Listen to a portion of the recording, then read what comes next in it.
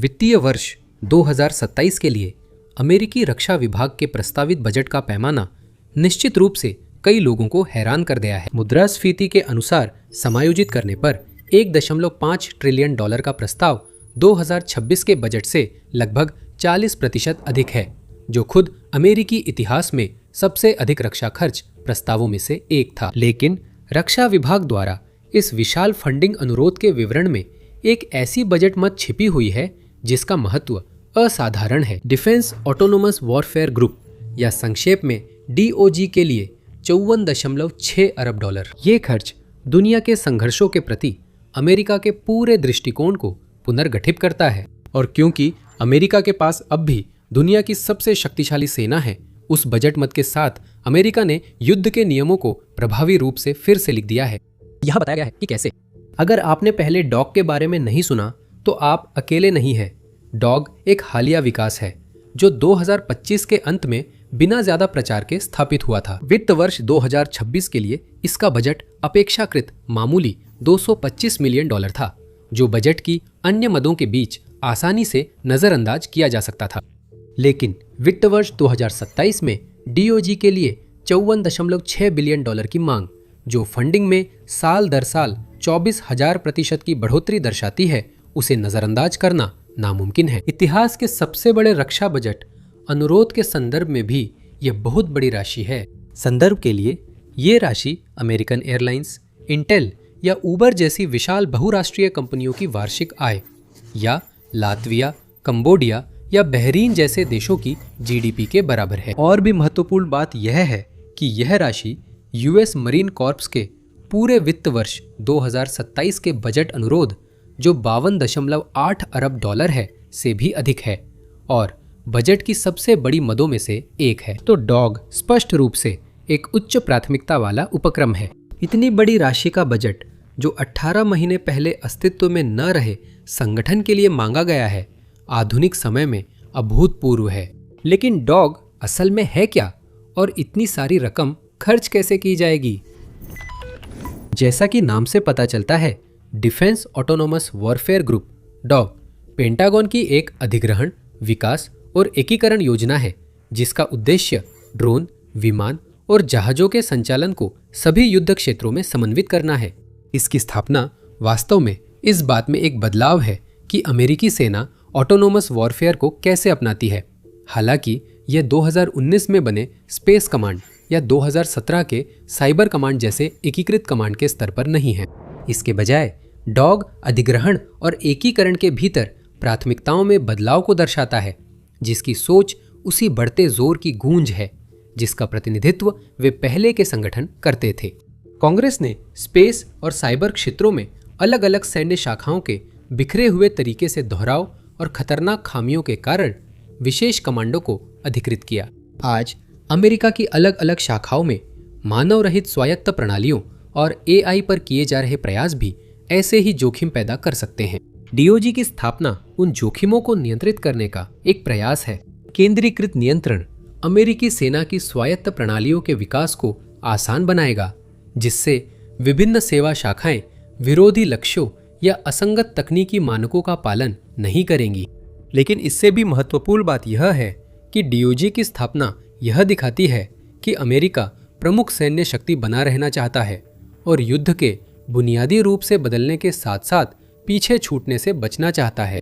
Ukraine और फारस की खाड़ी युद्धों से साफ है कि अब ड्रोन युद्ध में प्रमुख भूमिका निभा रहे हैं। अब अनुमान है कि रूसी और यूक्रेनी दोनों पक्षों पर कम से कम 70% उपकरण और जनशक्ति की हानि ड्रोन के कारण हो रही है। स्वायत्त AI नियंत्रित ड्रोन अगला बड़ा मोर्चा बनते दिख रहे हैं। इसलिए अमेरिका के लिए इन प्रणालियों को इतनी मजबूती से प्राथमिकता देना पूरी तरह से समझ में आता है। इसके लाभ अपने आप में स्पष्ट है। स्वायत्त AI नियंत्रित प्रणालियां सेनाओं को संचालन में तेजी, सटीकता और सुरक्षा देती है, जिससे युद्ध में मानवीय जोखिम घटता है। ये निर्णय लेने की प्रक्रिया को तेज करती है, लक्ष्य पहचान की सटीकता को बेहतर बनाती है और ऐसे वातावरण में जटिल मिशनों को संभव बनाती है जो मानवीय कर्मियों के लिए बहुत खतरनाक है। AI मशीन की गति से काम करता है, जिससे ऑब्जर्व, ओरिएंट, डिसाइड, एक्ट या OUDA लूप तेज हो जाता है और यह मानव विश्लेषकों की तुलना में विशाल मात्रा में डेटा को अधिक तेजी से प्रोसेस करता है। इससे खतरे की तुरंत पहचान और प्रतिक्रिया होती है। अमेरिका द्वारा पैलेंटिर के प्रोजेक्ट मेवेन सॉफ्टवेयर के इस्तेमाल से साबित हुआ है कि मशीन लर्निंग एल्गोरिदम लक्ष्य पहचान और वर्गीकरण को बेहतर करते हैं। यह मानव त्रुटि और संभावित अनुषंगिक क्षति को कम करता है क्योंकि यह खतरों की अधिक सटीक और लगातार पहचान प्रदान करता है।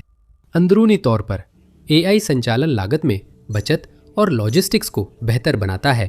AI आधारित पूर्वानुमानित रखरखाव से ऑपरेटरों को पता चल जाता है कि उपकरण को मरम्मत की जरूरत कब है। ये उपकरण के डाउन टाइम को घटाता है। वहीं स्वचालित निगरानी और लॉजिस्टिक्स 24 घंटे निगरानी व आपूर्ति डिलीवरी के लिए जरूरी जनशक्ति भी कम करते हैं।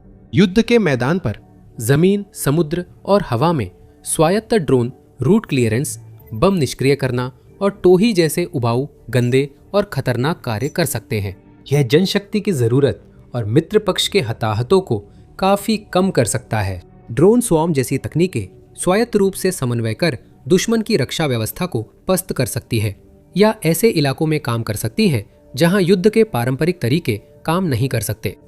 मतलब साफ है, अगर अमेरिका अपनी सैन्य श्रेष्ठता और तेज नियंत्रण बनाए रखना चाहता है तो स्वायत्त AI आधारित प्रणालियों का गहरा एकीकरण बिल्कुल जरूरी है। बस एक पेच है। पूरे ड्रोन इकोसिस्टम पर उत्पादन और खरीद से लेकर तैनाती तक उच्च स्तर का एकीकृत नियंत्रण न हो तो यूक्रेन में देखी गई ड्रोन मारदर और दक्षता हासिल करना बहुत मुश्किल है। जैसा कि उम्मीद थी, दुनिया भर की सेनाएं अब मानव रहित प्रणालियों के लिए समर्पित सेवाएं, कमांड या संगठन बना रही है। यूक्रेन इसमें सबसे पहले था। अनमैन्ड सिस्टम्स फोर्सेस SBS 11 जून 2024 को औपचारिक रूप से स्थापित हुई थी। ये दुनिया की पहली समर्पित मानव रहित प्रणालियों की सेवा शाखा है और बहुत सक्रिय है। 2025 के अंत तक यह हर महीने 1 लाख से 1,20,000 ड्रोन उड़ानें संचालित कर रही थी। रूस के पास VBS नामक एक समर्पित मानव रहित प्रणालियों की सेना है, जिसका अर्थ मानव रहित प्रणालियों की सेना है। बस ये यूक्रेनी नहीं, रूसी भाषा में है। VBS की स्थापना 12 नवंबर 2025 को हुई थी, जो यूक्रेन के लगभग 17 महीने बाद है। SBS के विपरीत VBS को स्वतंत्र सेवा शाखा नहीं बल्कि युद्धक शाखा माना गया है। जहां SBS यूक्रेनी सशस्त्र बलों की अपनी एक अलग शाखा के रूप में कार्य करता है, वहीं VBS की रेजिमेंटों को जमीनी सेना, नौसेना या वायुवाहिता बलों की इकाइयों के साथ जरूरत के मुताबिक जोड़ा जाता है। लेकिन इसका मतलब यह नहीं है कि रूस ड्रोन कमांड और नियंत्रण को यूक्रेन जितना गंभीरता से नहीं ले रहा है। इस क्षेत्र में यूक्रेन की नवाचार ने रूस को भी ऐसा करने के लिए मजबूर कर दिया है। लीक हुए भर्ती दस्तावेजों से पता चलता है कि 2026 के अंत तक 78,800 ड्रोन संचालन कर्मियों का लक्ष्य रखा गया है और भविष्य में इसे लगभग 2,10,000 तक बढ़ाने की योजना है। चीन, ईरान और उत्तर कोरिया जैसे देशों ने इसी समस्या के लिए एक अलग तरीका अपनाया है। उत्तर कोरिया का ड्रोन कार्यक्रम अनमैन्ड एरोनॉटिकल टेक्नोलॉजी कॉम्प्लेक्स के तहत हथियार उद्योग विभाग में केंद्रीय रूप से संचालित होता है। हालांकि संचालन नियंत्रण बिखरा दिखता है। इस बीच ईरान ने अपने सैन्य के सभी पहलुओं में ड्रोन का भारी उपयोग किया है, लेकिन इसकी मोज़ेक रक्षा रणनीति विकेंद्रीकरण पर जोर देती है, जिससे वह देश भर से ड्रोन और मिसाइलें लगातार दागता रह सकता है। ऐसा लगता है कि वह बिना रुके ऐसा करता रहता है, भले ही उसके अधिकांश कमांडर अमेरिकी और इजरायली हवाई हमलों में निशाना बनाकर मारे गए हों या लड़ाई में मारे गए हों। चीन का तरीका अलग है, लेकिन ये रूसी मॉडल के करीब माना जा सकता है। एक समर्पित मानव रहित सिस्टम सेवा स्थापित करने के बजाय पीपुल्स लिबरेशन आर्मी ने 2020 से ही इंटेलिजेंटाइजेशन को आधुनिकीकरण की प्राथमिकता के रूप में अपनाया है। योजना है कि मानव रहित और स्वायत्त प्रणालियां सभी 5 सेवाओं और सभी 5 थिएटर कमांडों में एकीकृत हों, लेकिन लगता है कि इसके लिए कोई केंद्रीकृत एकीकृत कमान नहीं है। ये साफ नहीं है कि ये रणनीतिक फैसला है या वे सिर्फ अमेरिका से धीमे हैं, लेकिन अमेरिका ने केंद्रीकृत मॉडल अपनाया है और डॉग इसका परिणाम है। अब डॉग की अवधारणा अचानक कहीं से नहीं आई। काफी हद तक यह पिछले अमेरिकी सैन्य कार्यक्रमों का विस्तार और एकीकरण है, जिससे एक अधिक संगठित और शक्तिशाली प्रणाली बनी है। इनमें सबसे प्रमुख है रिप्लिकेटर प्रोग्राम। रिप्लिकेटर पहल अगस्त 2023 में पूर्व उप रक्षा सचिव कैथलीन हिक्स द्वारा शुरू की गई थी। इस कार्यक्रम का लक्ष्य अगस्त 2025 तक कई क्षेत्रों में एआई आधारित हजारों कम लागत त्याग योग्य स्वायत्त ड्रोन तैनात करना था, ताकि चीन की सैन्य वृद्धि का मुकाबला किया जा सके। 2028 तक सैकड़ों हजारों एक बार इस्तेमाल होने वाले हमलावर ड्रोन की उम्मीद की गई थी। हालांकि कई हजार सिस्टम तैनात करने के अपने लक्ष्य को हासिल करने के बजाय इस कार्यक्रम को कई समस्याओं का सामना करना पड़ा और बताया गया कि लक्षित तिथि तक केवल सैकड़ों यूनिट ही तैनात की जा सकी। कुछ रेप्लिकेटर सिस्टम कथित तौर पर अविश्वसनीय या बहुत महंगे थे। कुछ को आवश्यक मात्रा में खरीदे जाने के लिए बहुत धीमी गति से निर्मित किया गया और कुछ उम्मीद के मुताबिक काम नहीं कर पाए। शायद सबसे महत्वपूर्ण बात यह है कि पेंटागन को भी कथित तौर पर ऐसे सॉफ्टवेयर खोजने में कठिनाई हुई जो विभिन्न कंपनियों द्वारा बनाए गए बड़ी संख्या में ड्रोन को सफलतापूर्वक नियंत्रित कर सके, ताकि वे समन्वय में काम करते हुए किसी लक्ष्य को खोज सके और संभवतः उस पर हमला कर सके। जैसा कि हम जल्द देखेंगे, एआई संचालित यह एकीकृत सॉफ्टवेयर आर्किटेक्चर सिर्फ एक ख्याली प्रस्ताव नहीं है। यह युद्ध लड़ने के डॉग से प्रेरित नए तरीके के लिए केंद्रीय है। वास्तव में विषम स्वायत्त बेड़ों के लिए सॉफ्टवेयर कमांड और कंट्रोल लेयर उस 54.6 अरब डॉलर की फंडिंग अनुरोध में प्रमुख उपश्रेणियों में से एक है। यहाँ द मिलिट्री शो पर हम गहराई से खोजकर आपको पूरी तस्वीर दिखाते हैं, सुर्खियां नहीं दोहराते। हम शोर शराबे के बीच से असली कहानियां और उनका महत्व आपके सामने लाते हैं।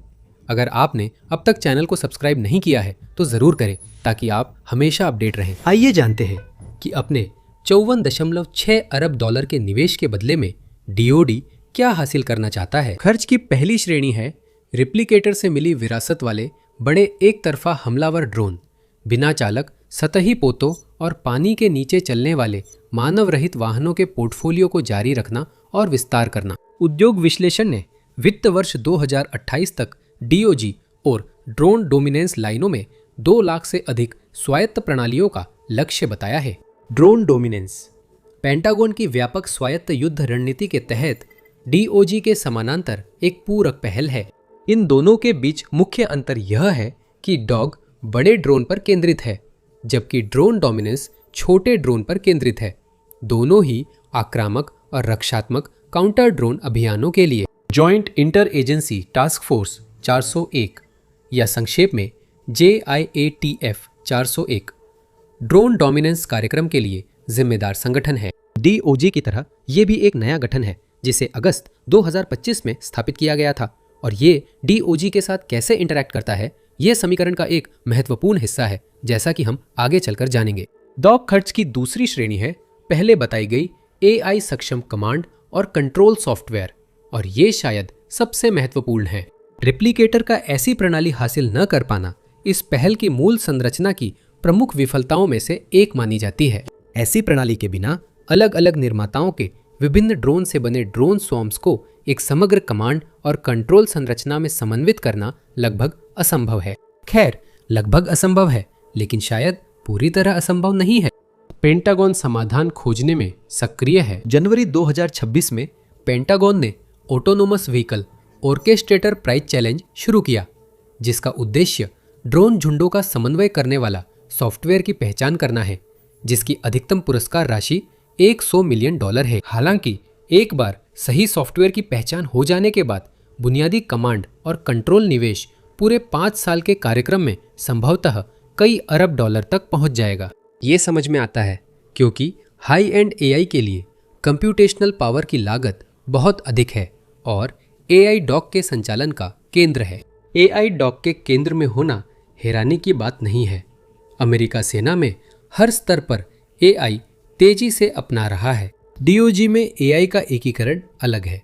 डीओजी एआई को सहायक नहीं बल्कि मुख्य युद्ध संपत्ति मानता है। ये हार्डवेयर केंद्रित खरीदारी से सॉफ्टवेयर आधारित एआई प्रथम युद्ध मॉडल की ओर महत्वपूर्ण बदलाव दिखाता है। इस बदलाव के पीछे यूक्रेन, ईरान में सीखे गए कड़े सबक और रिप्लिकेटर प्रोग्राम की विफलता हैं। पहले पेंटागन का फोकस हार्डवेयर पर था, लेकिन असल में एआई सॉफ्टवेयर उससे ज़्यादा अहम है जो हार्डवेयर को चलाता है। नतीजतन डॉग की मौजूदा रणनीति में एआई और भौतिक स्वायत्तता को गतिशील जोड़ी माना गया है, जहां सॉफ्टवेयर मुख्य रणनीतिक संपत्ति है। लक्ष्य है कि ऐसे बुद्धिमान झुंड बने जो एआई मशीन की गति से स्वायत्त निर्णय, समन्वय और अनुकूलन कर सके। ये सब सॉफ्टवेयर की गुणवत्ता पर उसके द्वारा नियंत्रित किसी भी उपकरण की तुलना में ज्यादा निर्भर करता है। मानव रहित सिस्टम संचालन को केंद्रीकृत और व्यवस्थित करने के लिए डॉग एआई आधारित सॉफ्टवेयर विकास को आसान बनाने हेतु मॉड्यूलर ओपन सिस्टम आर्किटेक्चर मोसा और डॉड डेटा डिक्रीज प्रोटोकॉल लागू करता है। आसान भाषा में इसका मतलब है कि सभी प्लेटफॉर्मों को थर्ड पार्टी इंटीग्रेशन और ओटीए अपडेट्स के लिए एक जैसा इंटरफेस देना होगा। यहाँ उद्देश्य है व्यावसायिक गति से बदलाव लाना, जो पारंपरिक रक्षा अधिग्रहण चक्रों से अलग होगा। कुछ हद तक विवादास्पद रूप से डीओजी नागरिक एआई मानदंडों से काफी अलग है, क्योंकि यह उन मॉडलों को अस्वीकार करता है जिनमें प्रतिबंधात्मक नैतिक सुरक्षा उपाय होते हैं। एंथ्रोपिक के क्लोड मॉडल को अमेरिकी सेना द्वारा व्यापक रूप से लागू किया गया था और बताया गया है कि वेनेजुएला के राष्ट्रपति निकोलस मादुरो का अपहरण करने के लिए अमेरिकी अभियान के दौरान इसका इस्तेमाल किया गया था। हालांकि सार्वजनिक दबाव के चलते एंथ्रोपिक ने बाद में सैन्य उद्देश्यों के लिए क्लॉड के अप्रतिबंधित उपयोग पर आपत्ति जताई। जल्द ही कंपनी को अमेरिकी युद्ध विभाग द्वारा एक आपूर्ति श्रृंखला जोखिम के रूप में नामित कर दिया गया। इस घटना के परिणाम स्वरूप डीओडी की जनवरी 2026 की एआई रणनीति के अनुसार डीओजी अब ऐसे वैध उपयोग मॉडलों की मांग करता है जो वैचारिक ट्यूनिंग या प्रतिबंधात्मक उपयोग नीतियों से मुक्त हो, जो युद्ध क्षमता को सीमित कर सकती है। इसमें पैलेंटियर जैसी कंपनियों के उत्पाद शामिल है, जिनका हाल ही में प्रकाशित घोषणा पत्र एआई के नैतिक प्रतिबंधों को खारिज करता है। घोषणा पत्र देखकर लगता है पैलेंटियर डीओजी के लिए सही साझेदार है। प्रोजेक्ट मेवन सॉफ्टवेयर पहले से ही अमेरिकी सैन्य बलों में व्यापक रूप से उपयोग हो रहा है। घोषणा पत्र के मुख्य बिंदु जैसे हार्ड पावर का सॉफ्टवेयर पर आधारित होना और इंजीनियरिंग अभिजात वर्ग की राष्ट्र रक्षा में जिम्मेदारी डीओजी के साथ गहरी वैचारिक और संचालनात्मक एकरूपता दर्शाते हैं।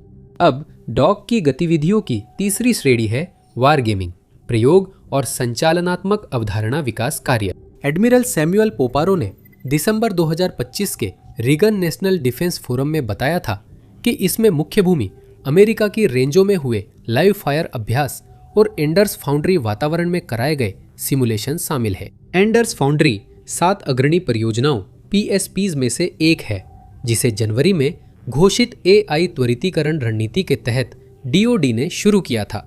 उपन्यास एंडर्स गेम के संदर्भ में नामित यह प्रोजेक्ट सिमुलेशन डेवलपमेंट यानी सिमडेव और वास्तविक दुनिया के संचालन यानी सिमॉप्स के बीच और अधिक मजबूत फीडबैक लूप्स बनाने पर केंद्रित है। इसका मकसद एआई सक्षम प्रतिद्वंदियों के खिलाफ रणनीतियों का तेजी से परीक्षण, परिष्करण और अनुकूलन करना है।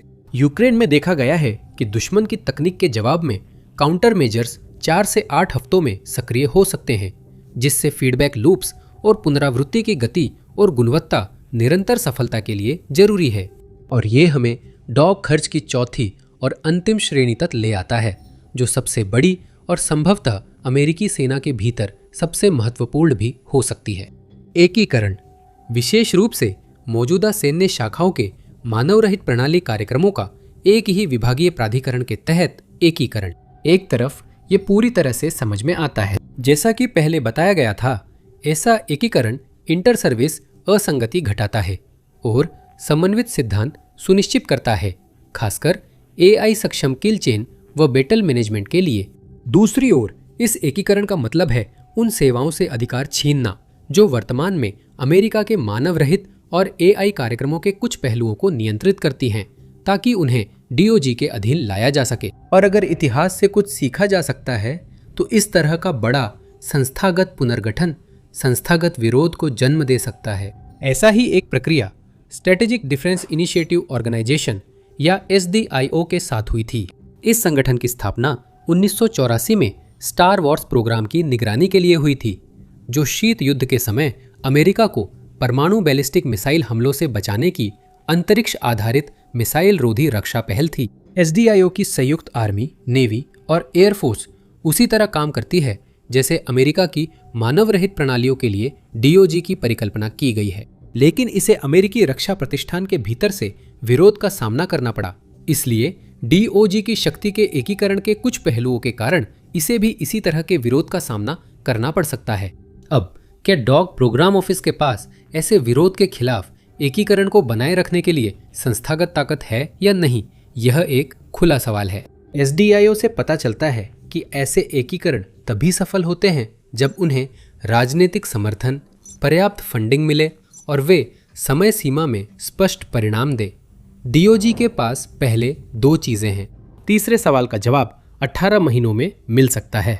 सब कुछ मिलाकर देखें तो यह साफ है कि डॉग राष्ट्रपति डोनाल्ड ट्रंप के दूसरे कार्यकाल की प्रमुख रक्षा तकनीकी पहल बनने की राह पर है। हालांकि इतिहास तय करेगा कि यह सफल होता है या नहीं।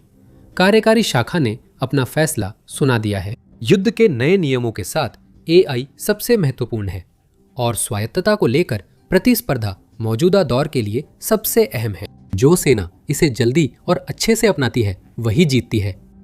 डॉग अमेरिका का अब तक का सबसे महत्वाकांक्षी और ठोस कदम है जीत की ओर। कई सालों तक अमेरिकी सेना ने बिना चालक और स्वायत्त प्रणालियों की क्षमता मानी, पर कुछ आलोचकों के अनुसार पर्याप्त निवेश नहीं किया। एक ही वित्तीय वर्ष में 54.6 अरब डॉलर का निवेश उन आलोचकों को चुप करा देना चाहिए। कुछ लोगों जैसे सेवानिवृत्त जनरल डेविड पेट्रियस के अनुसार केवल सॉफ्टवेयर और हार्डवेयर पर खर्च करना काफी नहीं है।